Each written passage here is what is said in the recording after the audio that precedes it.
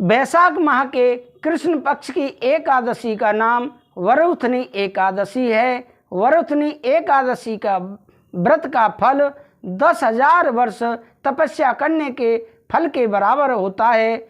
युधिष्ठिर ने पूछा, भगवान, वैशाख माह के कृष्ण पक्ष की एकादशी का नाम तथा उसकी विधि क्या है? उससे कौन से फल की प्राप्ति होती है? तो भगवान श्री कृष्ण बोले, राजेश्वर, वैशाख माह के कृष्ण पक्ष की एकादशी का नाम वरुथनी एकादशी है। यह सौभाग्य को देने वाली है। इसके व्रत से मनुष्य के समस्त पाप नष्ट हो जाते हैं और अंत में सुख मिलता है। वरुथनी के व्रत के प्रभाव से ही राजा मानधाता स्वर्ग को गए थे। वरुथनी एकादशी का व्रत का फल 10,000 वर्ष तपस्या करने के फल के बराबर है। कुरुक्षेत्र में सूर्य ग्रहण के समय जो एक बार स्वर्ण दान करने से फल मिलता है, वही फल वरुथनी एकादशी के व्रत के करने से मिलता है। वरुथनी एकादशी के व्रत से मनुष्य इस लोक और परलोक दोनों में सुख प्राप्त करते हैं और अंत में स्वर्ग को जाते हैं। शास्त्रों में कहा गया है कि हाथी का दान घोड़े के दान से और घोड़े के दान से भूमि का दान उत्तम है। उससे उत्तम तिलों का दान है। तिल से स्वर्ण का दान और स्वर्ण से अन्न का दान श्रेष्ठ है। संसार में अन्नदान के बराबर कोई भी दान नहीं है। अन्नदान से पितृ, देवता, मनुष्य आदि सब तृप्त हो जाते हैं। शास्त्रों में अन्नदान कन्यादान के बराबर माना गया है। वरुथनी एकादशी के व्रत से अन्न और कन्यादान का फल मिलता है। जो मनुष्य लाभ के वश में होकर कन्या का धन ले लेते हैं, वे प्रलय के अंत तक नरक में पड़े रहते हैं या उनको अगले जन्म में विलाप का जन्म ग्रहण करना पड़ता है। जो मनुष्य प्रेम से एवं धन सहित कन्यादान करते हैं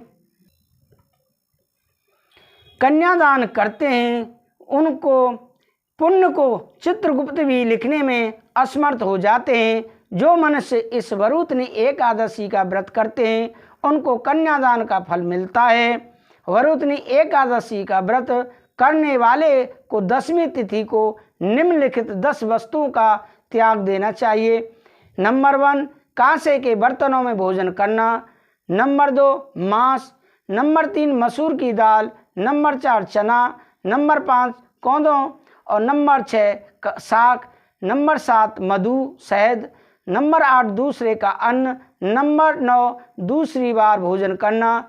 नंबर 10, स्त्री के संग या अन्य किसी के साथ मैथुन करना। उस दिन जुआ नहीं खेलना चाहिए तथा शयन नहीं करना चाहिए। उस दिन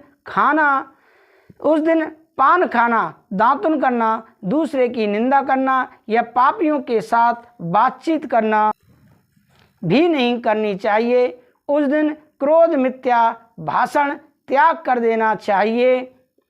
इस व्रत में नमक, तेल तथा अन्न वर्जित है।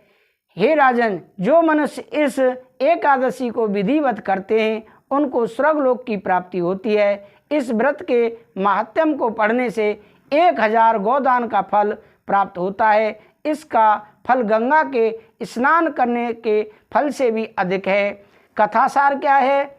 संयम सौभाग्य का आधार है। हर प्रकार संयम रखने से प्राणी के सुख और सौभाग्य में वृद्धि होती है। यदि व्यक्ति में संयम नहीं है तो उसके द्वारा किए गए तप, त्याग व भक्ति पूजा आदि सब प्रभावहीन हो जाते हैं। तो दर्शकों, आपको हमारी कथा कैसी लगी, आप हमें कमेंट करके ज़रूर बताएं, जिससे कि हम उत्सुक होकर आगे इसी तरह की ज्ञानवर्धक वीडियो आपके सामने प्रस्तुत करते रहें। अगर आपने अभी तक हमारे इस YouTube चैनल को सब्सक्राइब नहीं किया है तो ज़रूर सब्सक्राइब करें और एक सकारात्मक पॉजिटिव कमेंट करके हमें ज़रूर बताएं। राधे राधे, जय श्री राधे।